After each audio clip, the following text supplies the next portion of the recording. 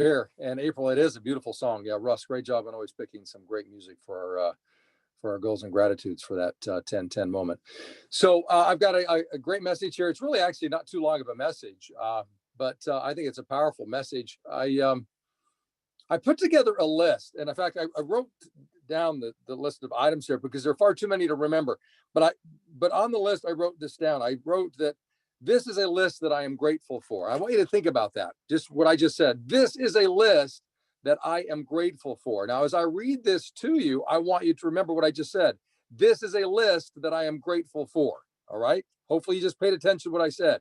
This list, I am grateful for it. So let me just read this to you. And really, it's about giving us all some perspective. I was raised in trailers from the time that I was born until the day that I graduated from high school and moved to the quote unquote big city to go to college. As a kid growing up in those trailers, I was often referred to as trailer trash. My dad served 3 years in the Utah State Penitentiary. No one in my family until my siblings, my brother and me specifically, graduated from high school. Nobody in my family, in the history of my family, as far back as I can research, graduated from high school until my brother and I did. In second grade, I was placed into a special ed class because I was having a very rough time, a difficult time learning how to read. And so they put me basically in a special ed class. I flunked out of ninth grade English, no surprise there. And then I got straight D's in history in ninth grade.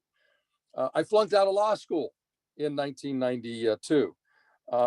My first 4 years in real estate, gang, I wrote this down here. I said, I went broke in my first 4 years. Well, the truth is I actually went broker because I was broke when I started in real estate. I just ended up even more broke in those first 4 years.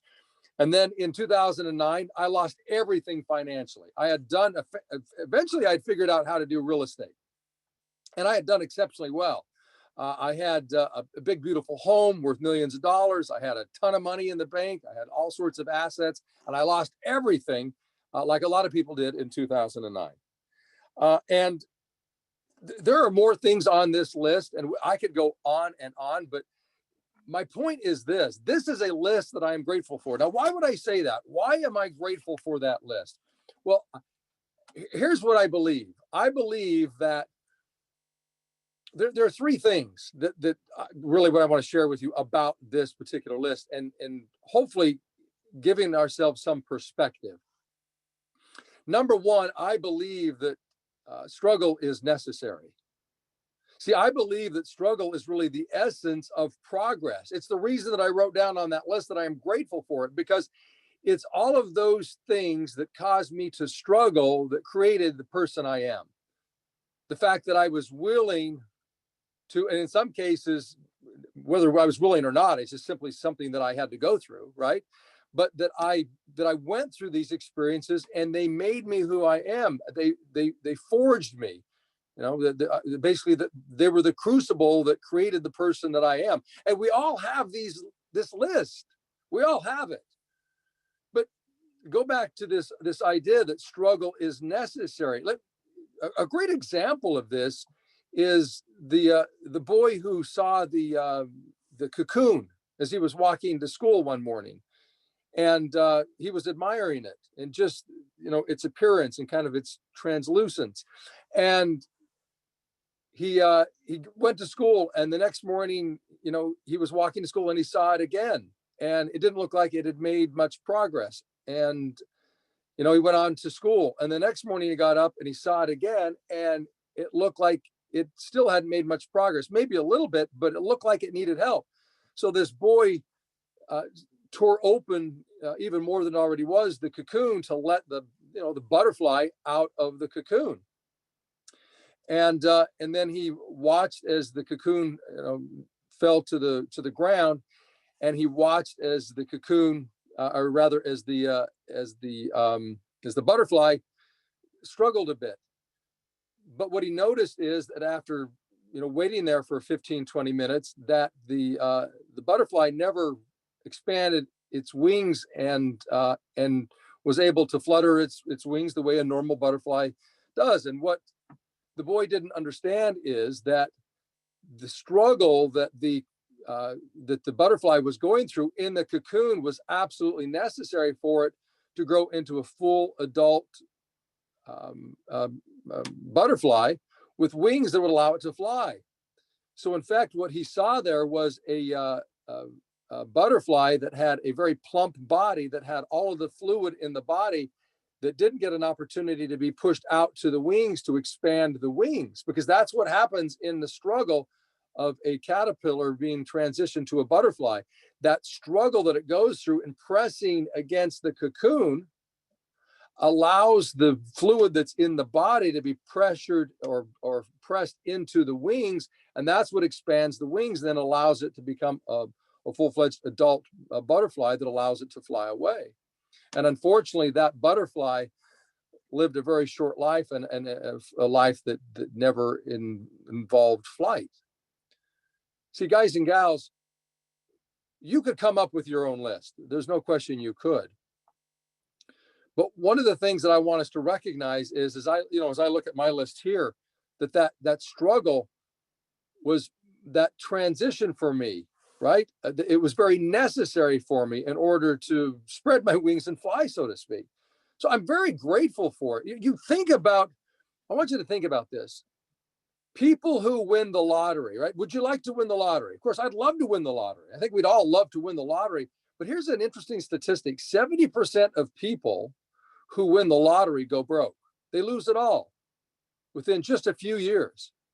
And the question is why? Well, the answer is because they never had to struggle to make it, so they don't know how to use it. They don't know how to keep it. They don't know really what it means. See, the struggle is a very necessary part of the life that we want to live, of becoming the person we want to become.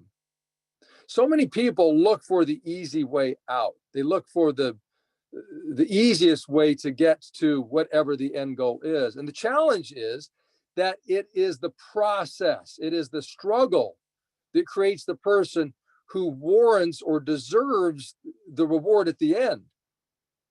Just want you to think about that. So that as you woke up today and you started to think about all the things that you needed to do, and it may have created in you, whether in your mind or in your stomach, a sense of discomfort. Recognize this, that discomfort, whether it was in the brain or in the stomach or both, is a necessary part of your growth and your journey to achieve what it is that you want. Now, I'm not saying that we have to be constantly in dis-ease, right? That we have to be in constant pain, because we don't. It's not necessary. But at times it is going to be necessary, because that is when growth occurs. I mean, we've all been to the gym, and we know that when we are lifting weights, that when that lactic acid gets into the muscles, the muscles start to burn. Well, that is a very necessary process in order for the muscles to expand. That if we never got to a point where our muscles hurt like that, burn like that, what that means is we're never stressing them to a point where they'll ever grow beyond where they are. See, if we aren't stressed as people in the process of doing things, we're never going to grow beyond the point that we have already grown. So my question for you is this: how do you look at the struggle? How do you treat the struggle? Do you make every effort to avoid the struggle, to avoid the things that will cause you to struggle? See, my point is this, and my argument is this: don't be the caterpillar that avoids the struggle. Embrace the struggle. Recognize that it's in the struggle that you become the person you need to be in order to live the life that you want. The second thing is this: I believe that my beliefs are what matter most. I think this: I don't think that we give our beliefs enough credit. Let me just give you a story to, I guess, exemplify what I mean by that. Elephants, when they are trained in zoos or in circuses, at a very young age, are tied to a rope that is anchored by a post in the ground. And at the size that they are at that point in the early stages of their life, they're not strong enough to break loose of the rope. And over time, they recognize that they can't break loose of the rope, and so they stop trying. And what is interesting is this, that relatively quote unquote small elephant, as it grows to become an adult, will weigh tons, will weigh 10, 15,000 pounds, and could easily snap the rope or pull the post out of the ground with very little effort. And yet they don't do that because they were basically brainwashed into believing that they don't have the capacity to break free. I chose that word wisely. They were brainwashed. Now, we may not use that term specifically for that situation, but see, I think that that's what people do to themselves. They look at their list. I look at this list of mine. If I were to take that list and interpret it the wrong way, it could be a list that would brainwash me to believe that my goals that I have today or the vision of the life that I want would be absolutely impossible. So when I say that my beliefs are what matter most, I mean that. My beliefs are what matter most. How do I interpret my past? And how, more importantly, do I see myself? Do I see myself as someone who is capable of breaking free of the ropes, understanding that there's still going to be struggle? That is so critical, guys and gals. I want you to remember that as you work this week and this quarter and this year and for the rest of your natural born lives. Your beliefs are what matter most. You can break free of any rope. You're going to be saddled. You're going to be roped. There's no question about it because life offers that every single day. But what I know is this, you have the ability to break free, but you have to work at it. You have to struggle. See, the pathway of success is nothing more than a journey of struggle. It is in the struggle. It is in the failure. As John C. Maxwell says, success is nothing more than failing forward. It's one failure after another that leads to our success. I look at my laundry list of failures and I say, thank you. Because but for those failures, I would not have learned the lessons and become the person I am in order to address the challenges that I face today. I am a more capable person today because of all of those challenges. And I have to tell you, truthfully, when I say this, I mean this sincerely. I look forward to struggle. It doesn't mean that I like it. I don't like the pain. I don't. But what I understand is it's a necessary part of my own progression. How are you interpreting the pain? What are your beliefs? You know, I think about that elephant that can't break free of the rope because it doesn't think it can. What are your excuses? What are the things that are preventing you from breaking free? What story are you telling yourself? As you think about that laundry list of failures, of challenges, of struggles in your lifetime, which of those are becoming the ropes that you believe that you can't break free of? See, I know that you can. I absolutely know that you can. But see, it's about having the right conversation with yourself. It's about understanding that your beliefs are what matter most in your journey to your success. It doesn't have anything to do with the beliefs of others or those out there who are doing things that you think are going to impact your life on a national level, on a state level, on a local level. None of those things matter. What matters most is this, your beliefs. Your beliefs in your past history and how you interpret your experiences as to whether you think because of those experiences you can or you can't. And then the final thing is this. See, I believe that I need compelling reasons to do what most people think are impossible.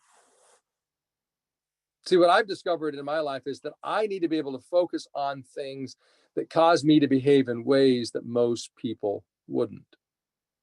In other words, to identify passions or a purpose or a thing that is greater in value to me than the pain that I'm going to have to endure in order to live the life that I want. See, it's a scale. You got to weigh it out. Have I identified a life, a vision of a life, of a thing, of a life that I want to live that has a reward or value to it greater than the pain that I'm going to have to endure in order to live that life? See, and I have that conversation with myself constantly. It's a constant struggle. Let me share with you one of my favorite stories about this.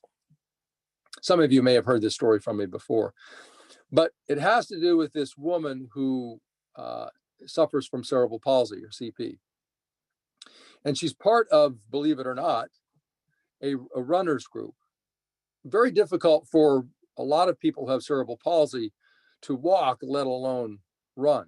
Well, this woman by the name of Maggie is part of this runners group. And one morning she decides to take her daughter with her to introduce her to the friends of this runners club. And it happened to be that morning they also had a new member of the club who had never met Maggie before, or her daughter. And as they were running along the pathway that they oftentimes will run, the group noticed that Maggie was behind, which was not unusual, but she'd fallen a bit behind more than usual. And her daughter was with the group of women. And so before they went around the bend and lost sight of Maggie, they stopped and they waited. And it took Maggie a good period of time to catch up to them. And she struggled and she ran as fast as she could in her elbow pads, her knee pads, and her helmet. And as Maggie eventually caught up with the women, the woman who was newest to the group, who obviously didn't know Maggie very well, said to Maggie, she said, Maggie, you don't need to do that for us. We would have waited longer. She was referring to the fact that Maggie was really struggling and running faster than this woman thought that she could for her, or should, for her own safety. And Maggie looked at the woman who said that and said, I didn't do that for you.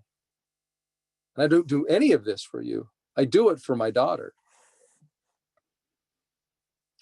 What a poignant moment. I love that story because this woman, Maggie, who suffers from cerebral palsy, where a lot of people would look at that and say, well, how could she do so many things? I couldn't imagine her doing this or that. And yet Maggie is doing it. And why? According to her own testimony, because she wants to be a great example to her daughter of what is possible despite the challenges. What's my point here?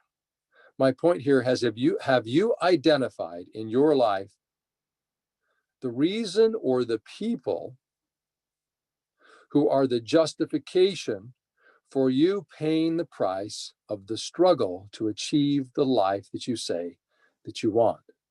See, what Maggie knew is this, that if she lived her best life, if she struggled, that she would be a great example to her daughter in demonstrating that it does not matter your challenges or the setbacks, that if you will struggle and you will push and you will try, you will triumph. It's one of my favorite stories. So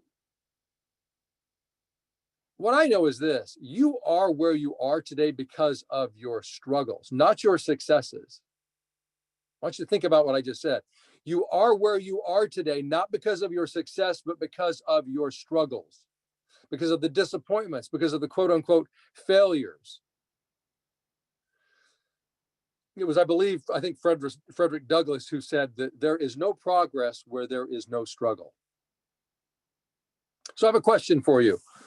What past struggles have you endured?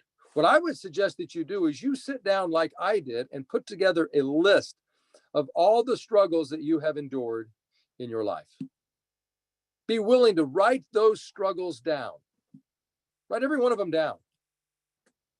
Seriously, sit down and write down all the struggles, the things that you might consider failures, the things that you might be embarrassed about. See, because I used to be embarrassed to say that I flunked out of law school. I used to be embarrassed to say that I got straight F's in 9th grade English. I used to be embarrassed to say that I grew up in trailers. I did. I was embarrassed of those things. until I interpreted them the right way and assigned to them the correct value. I challenge you, put together your laundry list of quote unquote failures, recognizing that there is no progress where there is no struggle. Put together that list and then ask yourself this question: how did those struggles impact you? And here's the trick: don't do what the average person will do or the pessimist will do and assign negative value to those things. Because the truth is, if you were to take a look at that list, there are positive things associated with every one of those so-called failures. You just simply have to look at it the right way. This is about perspective. See, life is nothing more than about perspective. The journey of life is nothing more than perspective. What is success or failure is nothing more than perspective. You get the opportunity, we all do as individuals, to assign the value to each of our experiences. What value are you assigning to your experiences? See, how did those things impact you? And here's my question for you. And this is really what I want you to discover for yourself. Did you grow from them? Did you grow from them? See, what I know is this: if you were to go back and look at your life when life was easy, think about this in those periods, because we all know that nothing is permanent. The easy period is never forever. The struggle period is never forever. But I want you to think about those periods where it was easy. Did you grow during those periods? And the likely answer is no, you didn't. But in those periods where there was struggle, you're going to find growth. Because see, you got through it. And the only way to get through the struggle is to grow.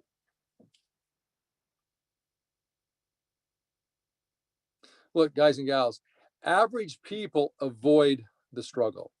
That is why they live average lives. Successful people, they embrace it. I'll just finish with this story. And again, some of you have likely heard this story, but it's a very poignant story, and it really encapsulates everything that we've talked about this morning. I remember about 5 years ago, maybe 4 years ago, running a Spartan race. Spartan race is a race that runs anywhere from 3 to 25 miles. This particular race was 9 miles, and it was at elevation in the mountains, about 5,700 feet elevation. Very difficult to breathe at that level normally, but doing all the things that you have to do in a Spartan race, like carrying bags of sand, buckets of gravel, blocks of concrete, climbing up ropes, not easy to do. Well, in this particular race of about 9 miles, there were 27 obstacles. And one of the obstacles was carrying a bag of sand that was 40 pounds, not dropping it, because if you drop it, then you have to do 30 burpees, and then you move on to the next obstacle. I remember carrying my bag of sand, climbing, marching up the mountain in that circuitous, snake winding path. And I looked up ahead of me about, I guess probably 40 yards, and I saw a duffel bag on the trail. And I thought to myself, why would anybody bring a big duffel bag up here like this? And then I thought, well, maybe it's a volunteer and they've just got supplies in there for the runners. And then as I got closer to the duffel bag, I realized that the duffel bag was moving. And I thought, has somebody put something in a duffel bag? Why would somebody put like an animal or something in, a dog in a duffel bag? What have they done? Well, as I got closer to the duffel bag, I realized that it wasn't a duffel bag. In fact, what it was a man. It was a man who had no legs, who was holding a bag of sand with one hand, and then with the other, he would use that to help himself move forward. And he was almost literally inching forward. Well, as I approached him and realized that this was a man who was a double amputee, but obviously had a lot of guts and just an absolute, a mind of resolution, of somebody who thought that they could do anything, obviously. I mean, imagine the audacity, the belief that with no legs that you could run a Spartan race at 5,700 feet elevation, carrying a sandbag with no legs. I mean, I saw this and I started to get emotional, but because I was right next to the man, I thought, you know what, you can't cry in front of this guy. And I just remember saying to him, I said, "You're doing it. Congratulations." And I said, "Do you need anything? Do you need some water or maybe some gel, some goo for hydration?" And he said, "That would be great." And so when I got done with the particular obstacle, I got to the finish line of this particular obstacle, I grabbed the goo and I grabbed the water and I went back and I gave it to him. And I asked him his name, and he said his name was Casey. So after the race, I got on my phone and I Googled Casey double amputee Spartan races, because I figured there's got to be something written on this guy who's doing this. Well, I found a lot of information on him. His name is Casey McAllister. Casey McAllister, when he was a young boy, probably around the age of 6, I recall, or 7, he was playing with his soccer ball in front of his house, and the soccer ball happened to roll out into the street, which where he grew up was actually a highway. Well, without looking, he ran out into the street or the highway to grab his soccer ball, and he was hit by a semi-truck that was coming down the road. And the semi-truck, of course, rolled over his legs, and his legs had to be amputated. Guys and gals, I can't speak to your specific struggles. I don't know your list of challenges, whether in the past or currently. All I know is this, that despite our challenges, and in fact, because of our challenges, we are who we are. My question for you is this: are you assigning the right value to those experiences? See, Casey McAllister obviously is assigning the right value to those experiences. Maggie of the Runners Club is assigning the right value to the fact that she has cerebral palsy. See, both of these people exemplify that despite the struggle, they still move forward and they become better. In fact, they're above average. In fact, they're victorious. They're very successful people in their own way. See, each of us has an opportunity to be successful in our own way. The question is, are we going to allow ourselves to do that? Remember, the struggle is necessary, and what matters most is our beliefs. And ultimately, we need to find compelling reasons to take on the struggle. Have you identified your reasons? Have you identified the people? Guys and gals, hopefully this has been helpful for you. I love sharing my personal experiences and my thoughts on this because, look, I don't have it all figured out. I'm on this journey as well with you.